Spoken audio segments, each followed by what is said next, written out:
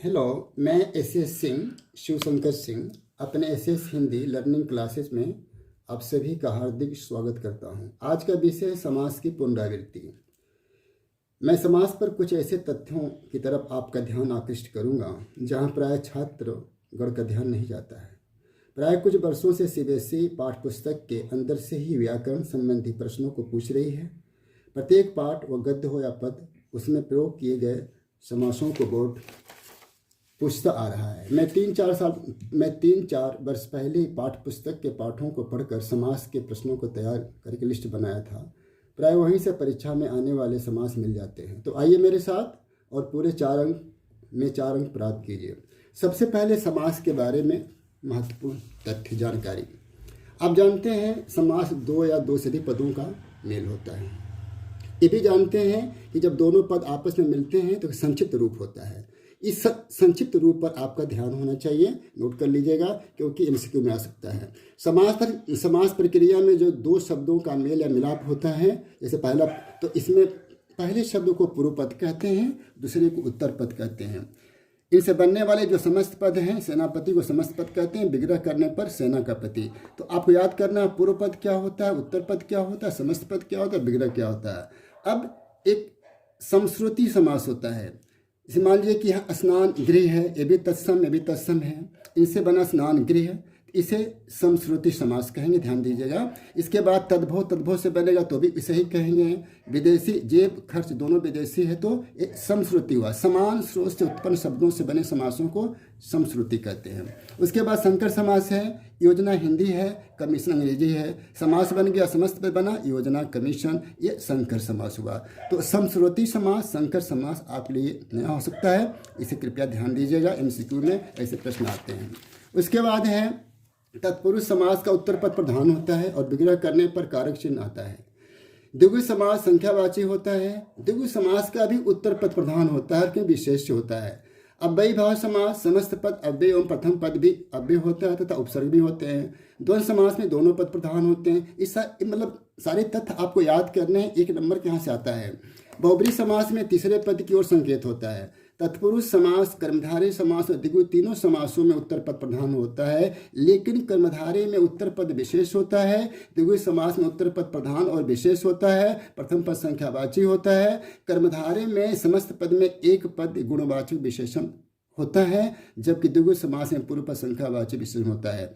बहुब्री और कर्मधारय में अंतर क्या है? महावीर हुआ, विग्रह करेंगे महान है जो वीर, ये आपका कर्मधारय हो जाएगा। अति हम विग्रह कहते हैं महान है जो वीर अर्थात हनुमान जी, तो बहुब्री हो जाएगा। बहुब्री और द्विगु में अंतर क्या? बहुब्री समास में पूरा पद विशेषण का कार्य करता है। बहुब्री समास में कोई पद प्रधान नहीं होता है, तीसरे पद की ओर संकेत मिलता है, और जो संकेत जो है पूरा विशेषण का काम करता है। उपमेय उपमान का संबंध किस समास में होता है? कर्मधारय में होता है, याद कर लीजिएगा। उपमेय उपमान का संबंध किसमें होता है? तो कर्मधारय समास में होता है, कर्मधारय समास में होता है। इसके बाद है समास शब्दों का मेल होता है, जबकि संधि वर्णों का। किस समास में पूर्व पद प्रधान होता है? अव्ययी भाव समास में होता है। किस समास में समस्त पद अव्यय होता है? अव्ययी भाव में। किस समास में पूर्व पद अव्यय होता है? अव्ययी भाव में। किस समास में पूर्व पद विशेषण होकर भी गौण होता है? वो तत्पुरुष समास में होता है। किस समास में पूर्व पद विशेषण होकर भी गौण होता है? तत्पुरुष समास में। 70 नंबर जो है, किस समास में पूर्व पद विशेषण होकर भी गौण होता है? तत्पुरुष समास में। कर्मधारय में समस्त पद का एक पद गुणवाचक विशेषण होता है। द्विगु समास में पहला पद संख्यावाची विशेषण, दूसरा पद विशेष होता है। तत्पुरुष समास में पूर्व पद विशेषण होकर भी गौण होता है। समास 6 प्रकार के होते हैं। ये सब बातें आपको याद करनी है, प्राय यहाँ से 1 नंबर के प्रश्न आते हैं। इसके बाद आपके पाठ्यपुस्तक से जो है, पाठ्यपुस्तक में जो समास दिए गए हैं वहाँ से मैंने लिया है। जैसे कि यहाँ से गद्य भाग का है, इसको आपको ध्यान देना होगा। इसे मैं पढ़ नहीं रहा हूँ, आप खुद पढ़ लीजिएगा। बेतहासा शुरू है, यहाँ से गद्य का है, पद का है, और यहाँ से जो है यहाँ पर विग्रह भी किया हुआ, समास का नाम लिखा गया है। तो कृपया इसे स्क्रीनशॉट कर लीजिए, जूम करके अच्छी तरह से इसको पढ़ लीजिएगा। यहाँ से जरूर अवश्य आएगा, यहाँ से निश्चित रूप से ही आएगा। इसके बाद जो है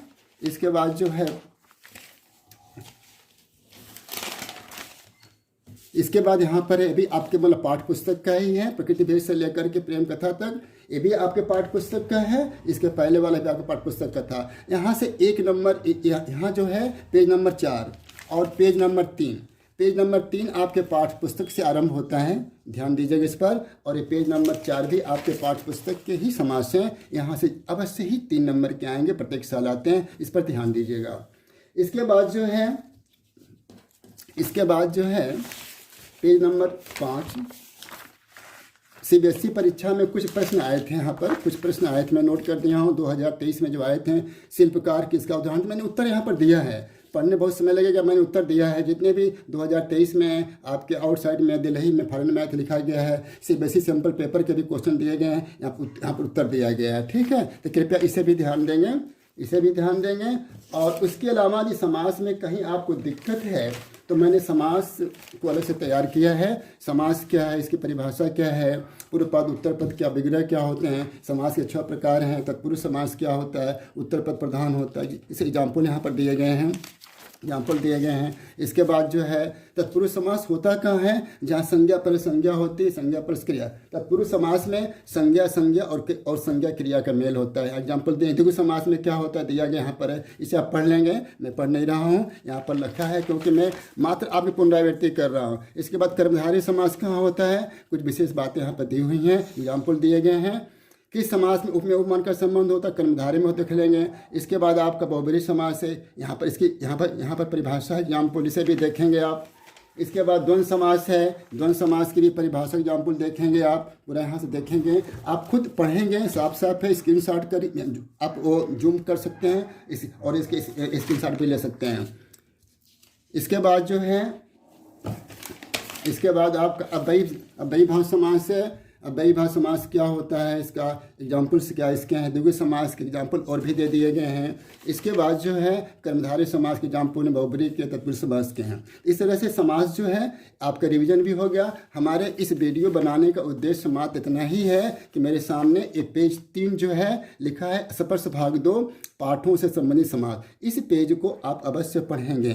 पाठों से 2 जो संबंधित है, इस पेज को पढ़ेंगे, अवश्य ही पढ़ेंगे, ठीक है। इसके बाद जो है पाठों से संबंधित जो है के बाद जो है एक समास के बारे में जो महत्वपूर्ण आपकी जानकारी, इसे भी पढ़ेंगे। यहाँ से 1 नंबर श्योर आएगा, ये पेज नंबर 1 से लेकर के पेज नंबर 2 तक 1 नंबर तो आना ही है। इसके बाद जो पाठ आपके स्पर्श भाग हैं से जो आएगा, यहाँ पे देखेंगे आप, ठीक है, इधर भी देख लीजिएगा। और इसके बाद जो है इसके पीछे वाला भी देख लीजिएगा। और बाकी तो ठीक है, धन्यवाद। वीडियो अच्छा लगा हो तो लाइक कीजिए, शेयर कीजिए, कमेंट कीजिए। आपके सुझाव का स्वागत है।